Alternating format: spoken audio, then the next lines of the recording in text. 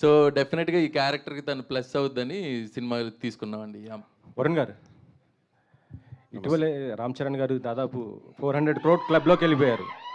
పెద్ది మీ పైన ప్రెషర్ ఉందా ఇప్పుడు ఈ సినిమా కనీసం 100 crores? అది ఎక్కడో ఉందండి నాకు. అది అంతా అసలు దాని గురించి అది ఎక్కడో దూరం కనపడిన కూడా కనపడలేదు నాకు. నేను అసలు ఈ రోజు గురించి రేపొద్దున గురించి ఒకటే ఆలోచిస్తానండి. అంతా ఈరోజు మీతో ఎలా మాట్లాడాలి, నా సినిమాని ఎలా ప్రమోట్ చేసుకోవాలన్న వాటికే స్లోగా స్టెప్స్ వేస్తాను. ఇప్పుడు కాలు ఎరగడం వల్ల ఇంకా మెల్లగా నడవాల్సి వస్తుంది. ఈ స్టోరీ మీరు విన్న తర్వాత మీ ఫ్యామిలీలో ఎవరికన్నా వినిపించడం ఇలా ఏమైనా చేశారా?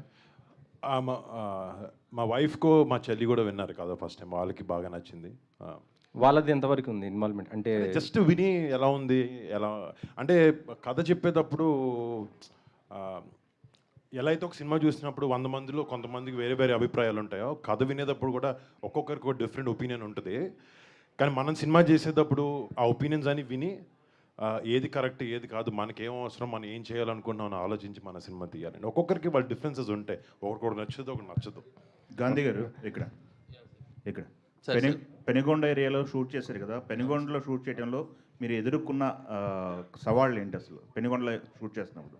అంటే పెద్ద సవాళ్ళు ఏం లేదు సార్. అక్కడ లోకల్గా అంతా మా ప్రొడ్యూసర్ గారు రాజీవ్ రెడ్డి గారు అండ్ యువి క్రియేషన్స్ చూసుకున్నారు. బట్ ఫుల్ సమ్మర్లో వెళ్ళాం సార్ అనంతపూర్. వెళ్ళి ఇంకా ఫుల్ మాడిపోతాం అది ఇదని ఫిక్స్ అయిన తర్వాత బీభత్సమైన వర్షాలు పడ్డాయి. ఎవ్రీడే రైన్ ఉండేది. అంటే రైన్ అంటే చిన్న రైన్ కాదు, పెద్ద తుఫాన్ టైప్.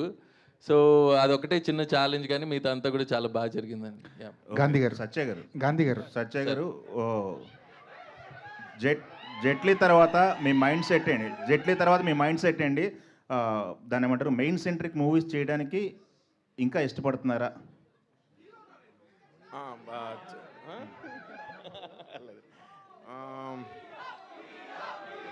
ఖచ్చితంగా చేస్తానండి, మళ్ళీ చేస్తాను.